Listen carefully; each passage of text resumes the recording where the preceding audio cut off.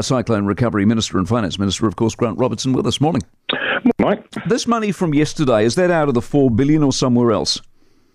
Yeah, it all combines together, so elements of that will have helped put this package together for sure, as they will other parts of the budget. But is it new money or old money?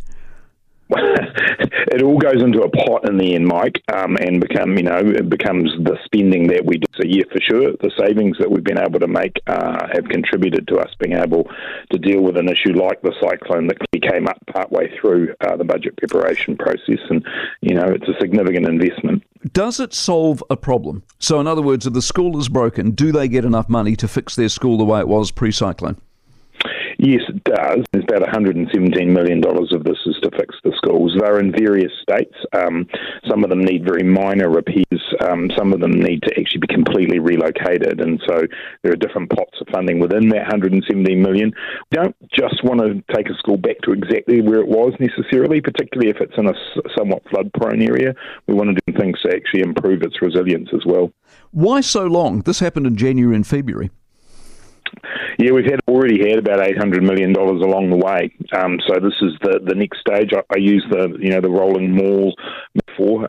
So we've been supporting businesses, farmers, growers, folks in the community all the way over the last 3 months. This was a marker post.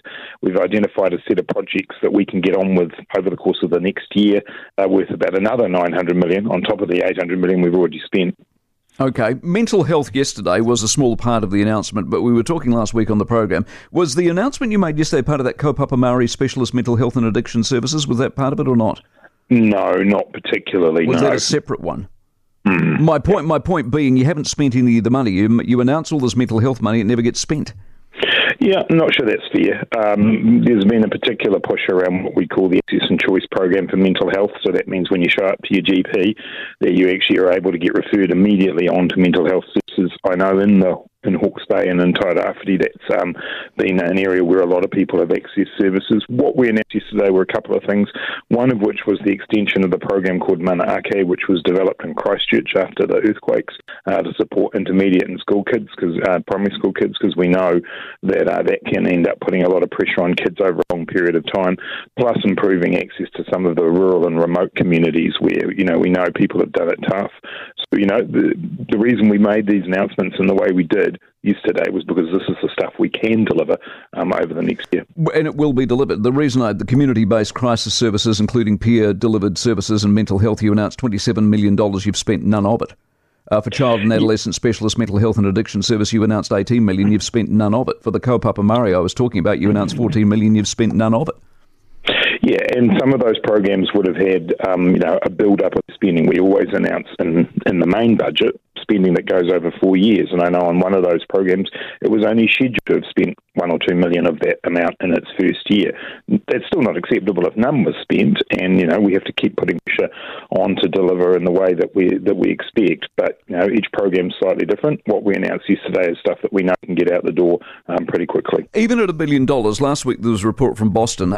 They said horticulture needs $650 to $916 if they don't get it, as in million. If they don't get it, it's going to damage the industry by $3.5 billion by 2030. So they're short, aren't they? Well short. Yeah, and that particular piece of work is ongoing, and that wasn't part of the announcement at all yesterday. This afternoon met with community people, including a number of growers, and we're in conversation with them, Mike, about how we can support the rebuild of the sector. I think you'd understand the government can't pay every dollar in these situations, but we can get alongside support, and we already have. A significant amount of money's already gone out the door to help people with silt removal, but there's a lot more to do. We're working actively with the sector right now on the solutions to that, but obviously the government can't take on every sector and every part of the economy, and so we have to work with them on how best to make that work for them and be financially sustainable. I was saying before the news, the funny thing about this that struck me, normally in a budget there's an element of windfall to it. Here's a budget and here's a little bit of something for you, especially in election year. This is what you should be doing. This is what everyone expected, isn't it? If a school was broken, you got to fix it. So it's not the traditional budget announcement. Well, two things. Firstly, obviously this was stuff that happened that none of us expected, and we had to deal with it, and it's important that there's certainty for communities about schools or roads or rail. It was a big announcement in terms of transport. Secondly, I think we've been pretty clear that this budget is one where we're trying to get the basics right We're trying to make sure in a really tough economic environment that we deliver the services that New Zealanders need, while also being aware that we're coming off the back of some big spending COVID budgets, and we've got to bring that back down to a more fiscally sustainable place. So, yeah, it's a tricky balancing act, Mike. A lot of trade-offs in this budget. I still think it's one that will deliver for people, but we do have to get the basics right. Since we last talked, just talk to me about the economy generally. How much trouble are we in? Your tax take's now down. You don't run a surplus like Australia. We've now got the worst current account on record. How much trouble are we in?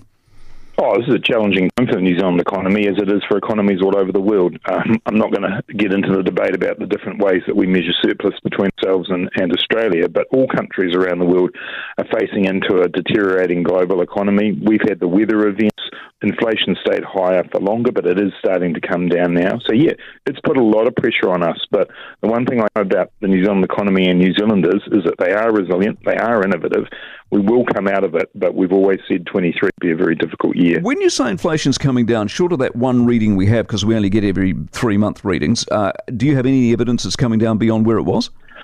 Look, I think you can see the trend quite clearly there. The one element that's different from that is food, and that's been particularly affected by weather-related matters. But I think food remains a challenge, obviously, for us. But overall, the indicators there, the inflation expectation data, which a lot of people look very closely at, is starting to come down as well. So, that's what the economists are telling me, Mike, more than me telling you that. See, 2.9% is where they're going to be, they think, in Britain by the end of the year, inflation-wise. 2.9, we aren't. Australia's got a surplus, we haven't. They're not in recession, we are.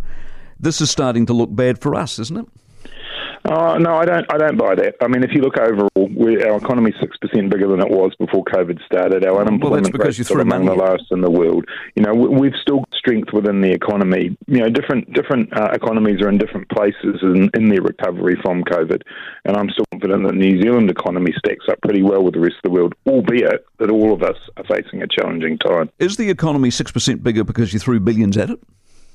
Well, it's 6% bigger because people worked hard, Mike. That's what happened. And, our exporters have continued to earn money, again, in a difficult and volatile environment. Certainly, we supported businesses through this period. That was asked of us. It was the right thing to do. From our perspective, what we now need to do is stabilise that fiscal position, but also find ways of, easing the pressure on particularly those who are the most vulnerable. It's a tricky balance, but it's what we've got to do. Appreciate your time. Grant Robertson, Minister of Cyclone Recovery, Finance Minister, of course.